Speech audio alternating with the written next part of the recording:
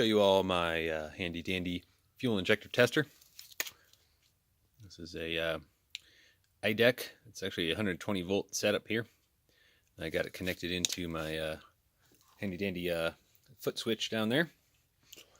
And then I use a Trax 12 volt, well it's actually 11.1 volt battery. And I just use this unit in order to break the signal and then just pulse it into the fuel injector.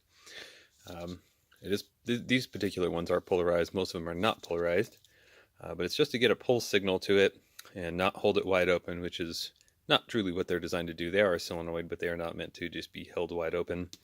And then I've gone and made a very expensive adapter kit for it.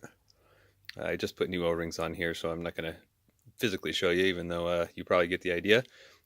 No O-ring, slides on there, clamps on, and then you can probably guess what that attaches into. Psst, psst, psst. Yep, one of those. And luckily those cans don't run too high of a pressure. I couldn't imagine they're more than about 20 psi or so, if that.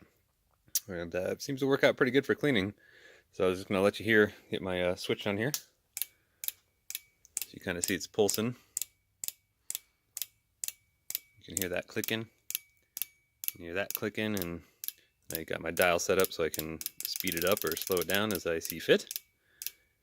This is highly not recommended, but it's what I do, and it seems to work pretty good. I usually get, maybe 2 or 3 kind of clogged squirts, and then it starts working, starts spraying a little bit better after that. But just kind of figured I'd show you what I did here, and it works.